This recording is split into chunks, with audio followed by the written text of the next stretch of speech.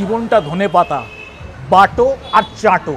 আর যদি বহরমপুরে এসে বাটেন, বাকিটা কোথায় কি করবেন নিজেরাই ঠিক করে নিন।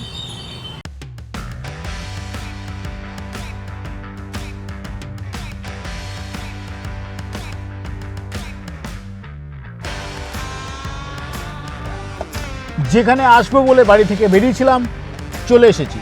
ধরুন গরমের ছুটি চলছে বাচ্চাদের। আগে তো গরমের ছুটিতে আমরা মামা বাড়ি যেতাম, মাসির বাড়ি যেতাম, পিসির বাড়ি যেতাম না আমি, যাই হোক। আজ আমরা এসেছি সবুজ বাড়িতে। সবুজ বাড়ি কি, কোথায়, কিভাবে আসা যায় সব বলছি, ভিডিওটায় সঙ্গে থাকতে হবে।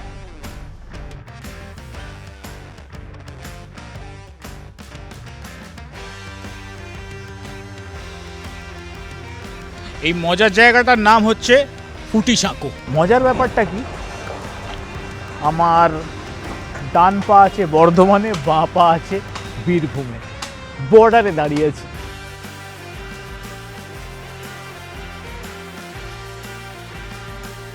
কেমন একটা না ভেতর থেকে নবাব নবাব ফিলিংস আসছে, মানে নিজেকে একটা কেউ কেটা মনে হচ্ছে। পরে বুঝলাম অলরেডি মুর্শিদাবাদ জেলায় ঢুকে গেছি।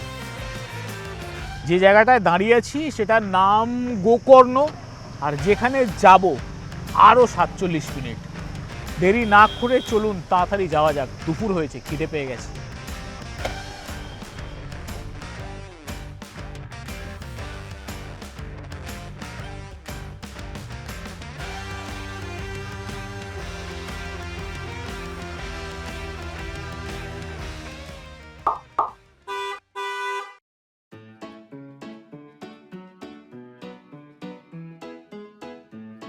আপ্যায়ন, আতিথেয়তা, এই ব্যাপারগুলো অনেক সময় কি হয় বলুন তো, আপনি খুব হাই এন্ড কোথাও একটা বেশ খরচা করে আছেন, তাও আপনার মন ছুঁয়ে গেল না, বা কোথাও মনে হয় একটু খামতি থেকে গেল।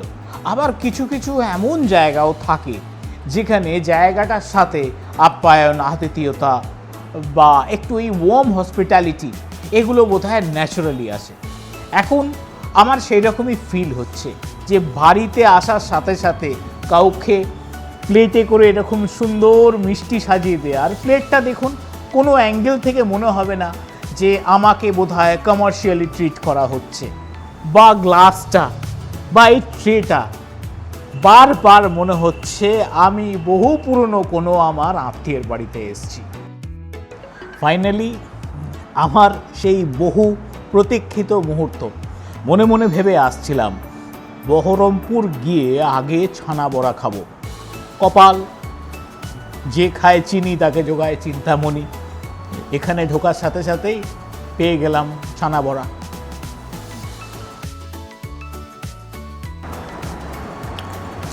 এটা সিরিয়াসলি ভালো খেতে, ছানা বড়াটা, কমলাভোগ। তবে ছানা বড়া উইনার ফর শিওর। এটা যেখানে পাওয়া যায় আমি যাব, কিভাবে তৈরি হয় দেখব, আর বাড়ির জন্যও নিয়ে যাব।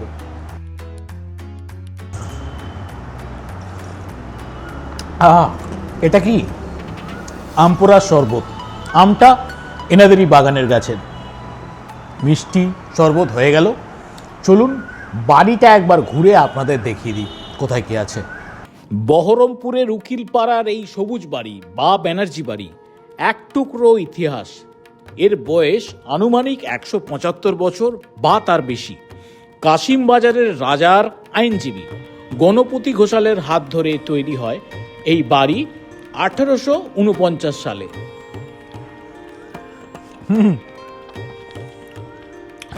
লাইফে প্রথমবার গাছ থেকে পাকা কলা পেরে খাচ্ছি। এই পুরনো রেডিও, পুরনো ঘড়ি, ক্যামেরা বা পুরনো টেবিল ফ্যান, সব কিছুর মধ্যে কেমন একটা মিউজিয়াম ব্যাপার আছে। বাড়ির প্রতি কটা আসবাব বা ঘর সাজানোর জিনিসপত্রগুলোতে ইতিহাসের ছোঁয়া ভীষণ স্পষ্ট, সেটা হয়তো আপনারা দেখলেই বুঝতে পারছেন। দুপুরবেলা সবুজ বাড়িতে এই মহাভোজে কি কি ছিল আপনাদের বলি। প্রথমত, প্রত্যেক কটা রান্নায় একটা জেলার নিজস্ব ছাপ ছিল। তার উপর কাঠের জালে রান্না, কলা পাতায় পরিবেশন।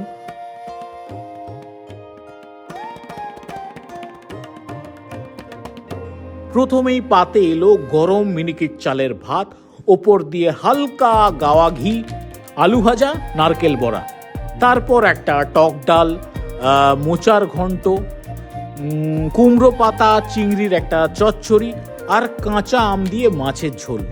এই কাঁচা আম দিয়ে মাছের ঝোলটা, মাছের যে একটা নিজস্ব গন্ধ থাকে যেটা অনেকের পছন্দ হয়, অনেকের হয় না, সেই জায়গাটা ভীষণ সুন্দর ব্যালেন্স করছিল। আর শেষ পাতে একটা আমের চাটনি, আবার একটা আমের আচার।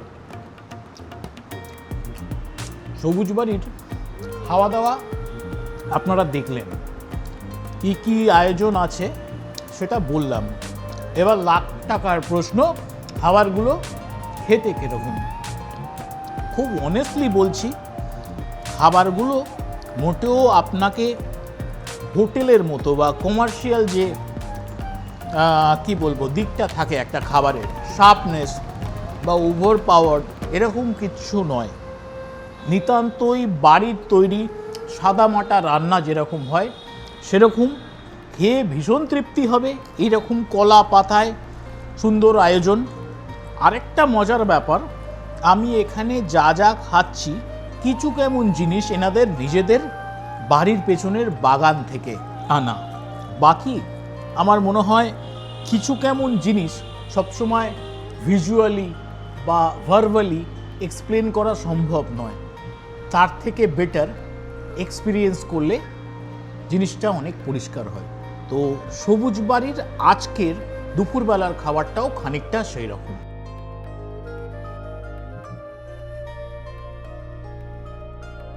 খুব রিল্যাক্স ফিল করছি।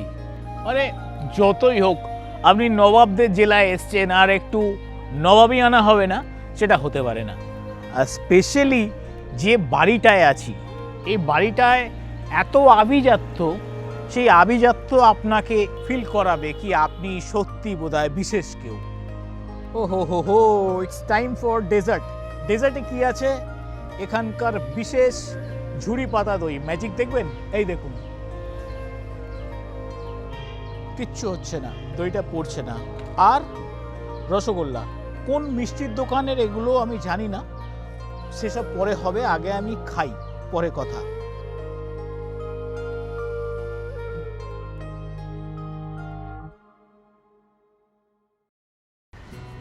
Time for testing.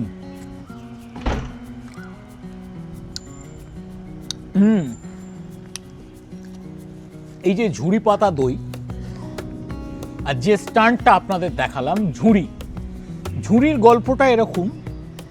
এই ঝুড়িগুলো সম্ভবত কচি বাঁশের কঞ্চি দিয়ে তৈরি হয়। এবার দইটা কেন ঝুড়ি থেকে বেরিয়ে আসে না? আমি দেখতে পাচ্ছি ঝুড়ির সাইডে একটা ক্ষীরের আস্তরণ আছে।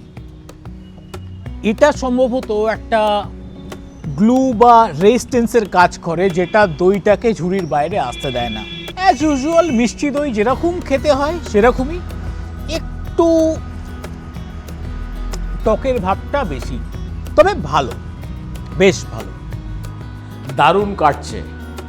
খাওয়া দাওয়া হয়ে গেছে, রেডি হয়েছি, বিকেল হলে বেরোবো। এই দুপুর বেলাটা সেই গরমের ছুটি দুপুরের মতো ফিল হচ্ছে। বসে আছি, গল্পের বই পড়ছি, বাগানে ঘুরছি, পাখি ডাকছে, দারুণ মজা হবে। এখানে আসুন, তো অন্যরকম মজা হবে। এবার বহরমপুর শহরের ভূগোলটা একটু জেনে বুঝে নেওয়ার পালা। আর ভূগোল বুঝতে গেলে নদী পথের থেকে ভালো কিছু হতেই পারে না। নদী অনেক কিছু শেখায়, জোয়ার ভাটা, উত্থান পতন, সবকিছুর মাঝেও কিভাবে নিজের গতিপথ না বদলে এগিয়ে যেতে হয় সেটা নদী খুব নীরবে বুঝিয়ে দেয়। আমার নিজের সাথে কাটানো এই সময়টায় সেই নদীর কাছ থেকেই এই অবিচল থাকার অভ্যেসটাই বোধহয় শেখার চেষ্টা করছিলাম। দিনের শুরুটা একরকম ভাবে হয়েছিল, আর দিনটা আস্তে আস্তে যখন শেষ হচ্ছে, চারদিকের পরিবেশটাই পাল্টে গেছে। বহরমপুরের ট্রাভেল আইটেনারিজে এই ক্রুজ বা বোট রাইডটা নতুন সংযোজন। 1 ঘন্টার রাইড কলেজ ঘাট থেকে ছাড়ে, ওদিকে নতুন বাজার হনুমান মন্দির হয়ে আবার ফিরে আসে কলেজ ঘাটে।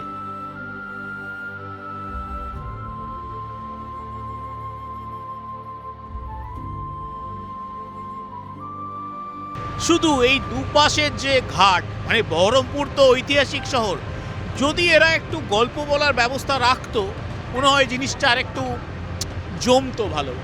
কি ঠিক বলছি তো?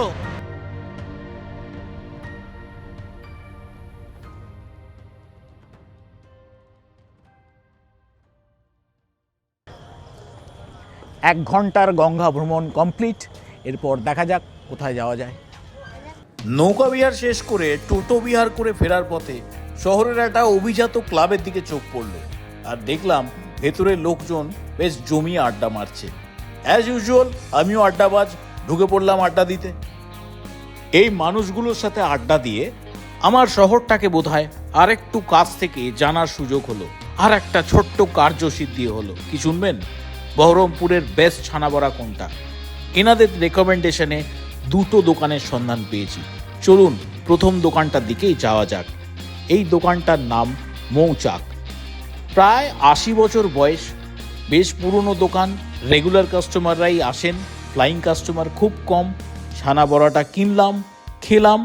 ঠিক আছে, খুব ভালোও বলতে পারবো না, আর খারাপ তো একদমই বলতে পারবো না। যাই হোক, এখানে ছানা বড়া খাওয়া শেষ। চলুন পরের দোকান মোনালিসা, যেটার ডিজিটাল ফুটপ্রিন্ট কিন্তু বেশ স্ট্রং। মানে হাল ফিলে বহরমপুরের ওপর যত ফুড ব্লগ হয় এই মোনালিসা দোকানটাকে বারবার দেখায়। তাই আমারও একবার মনে হলো এই দোকানটায় আমারও যাওয়া উচিত, খেয়ে দেখা উচিত যে যা দেখানো হয় তা অ্যাকচুয়ালি সঠিক না ওভার হাইপ। কোথায় দাঁড়িয়ে আছি নতুন করে কিচ্ছু বলার দরকার নেই, কেন দাঁড়িয়ে আছি সেটা বলি। গ্র্যান্ড ক্লাবে আড্ডা মারতে গিয়ে ছানা বড়ার প্রসঙ্গে দুটো রেফারেন্স পেলাম, একটা মৌচাক, একটা মোনালিসা। মৌচাকে গিয়ে হয়তো হালকা ডিসহার্টেন ফিল করেছি, বাট মোনালিসা এসে ভীষণ ভালো লাগছে। মানে এটা ফাটাফাটি ছানা বড়াটা খেয়ে নি, তারপর বলছি বাকি কথা। দোকান বলতে গেলে মোটামুটি 75 ইয়ার্স ক্রস করেছে। আর ছানাবড়া রাখার ব্যাপারে আমরা কারিগরের দিক থেকেও আমাদের একদম পুরনোপন্থী যে কারিগর যারা একদম পুরনো দিন থেকে করছেন তাদেরকে এখনও আমরা আমাদের মধ্যে রেখেছি যে আমাদের কোয়ালিটিগুলো বজায় রাখার জন্য। আর তাছাড়াও ভেজালের জায়গায় যদি না যায় তাহলে তো অবশ্যই কোয়ালিটিটা থাকবে। সেই জায়গাটা মাথায় রেখে মোটামুটি ছানাবড়ার কোয়ালিটিটা আমরা আজও ধরে রাখার চেষ্টা করেছি। ছানা বড়া খেয়ে ঘাড় ঘোরাতেই আমার নিজের চোখগুলো ছানা বড়া হয়ে গেল অদ্ভুত কিছু পোস্টার দেখে। কেন? নিজেরাই দেখুন। এই জীবনটা ধনেপাতা, যেটা বললাম, যে কারণে ধনেপাতা বা বাটা চাটা হোয়াট এভার ইট ইজ, সেটা এই দোকানে এসে ওই ক্যাপশনটা পড়ে। আর দোকানটা কেন এত ক্যাপশনে ভরা সেটা আমার থেকে বেটার বলতে পারবে যার দোকান সে। আমার মানে মাঝে মধ্যে এটা সেটা নিয়ে লেখালেখি করার খুব শখ ছোটো থেকেই, সেগুলো থেকেই এইগুলো এসেছে। এত কিছু করে কি মনে হচ্ছে জীবনটা কি সত্যিই ধনেপাতা? অবশ্যই, একদম। এটা প্রতিটা মানুষকে যদি জিজ্ঞেস করা হয় তার রিয়েল লাইফ ওটাই বলবে, কি সারা জীবন বেটেই গেলাম আর চেটেই গেলাম। সারা জীবন বেটেই গেলাম আর চেটেই গেলাম। এই বাটা এবং চাটার মাঝামাঝি এক কাপ ভালো চা, সেটা খেতে হলে চলে আসতে হবে মোনালিসা। ছানা বড়া খুব বিখ্যাত, মানে ইউটিউব ভরে গেছে মোনালিসা ঠিক উল্টো দিকে। এর থেকে সোজা কোনো লোকেশন বহরমপুরের বুকে হতেই পারে না।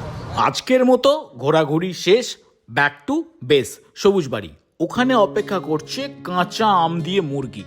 বলছি এটা আমরা আজকে আমাদের রান্নার হচ্ছে এখানে, এটা আম মুরগি রান্না, মানে আম দিয়ে আর কি পোলট্রি মুরগি রান্না হচ্ছে।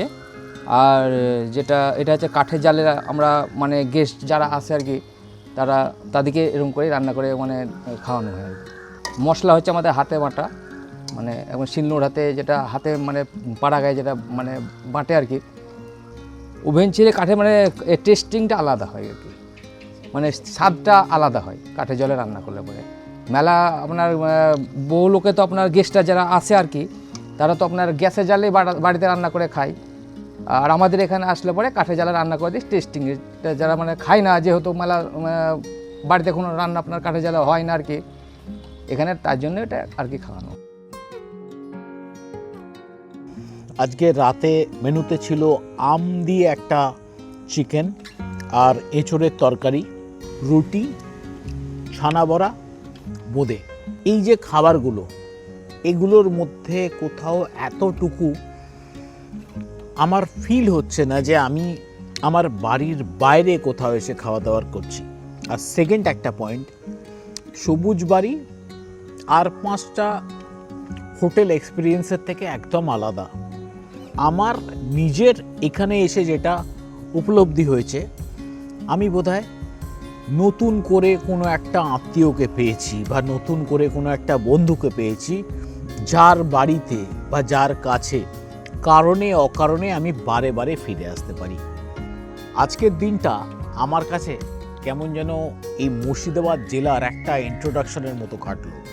সেটা সবুজ বাড়ির আতিথেয়তা বা এই শান্ত পরিবেশ বলুন, ভাগীরথীর হাওয়া, বা গ্র্যান্ড হলে এখানকার মানুষজনের সাথে আড্ডা, ছানা বড়া, হোয়াট এভার ইট ইজ।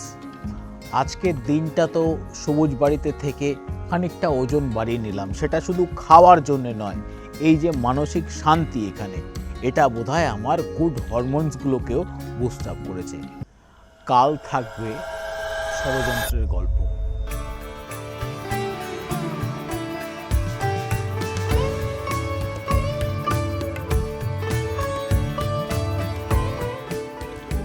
কাল মুর্শিদাবাদ যাচ্ছি, যেটা একসময় ক্ষমতা, ঐশ্বর্য সব কিছুর কেন্দ্রবিন্দু ছিল, আজ কেন ইতিহাসের পাতায়, সেই গল্পটা জানতে।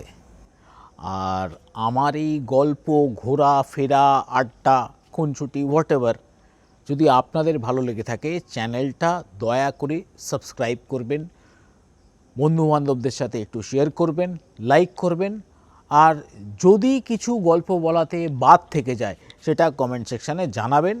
পরবর্তীকালে চেষ্টা করব সেগুলোকে গল্পে ঢুকিয়ে নেয়ার বা সাজিয়ে নেয়ার। ভালো থাকবেন সবাই।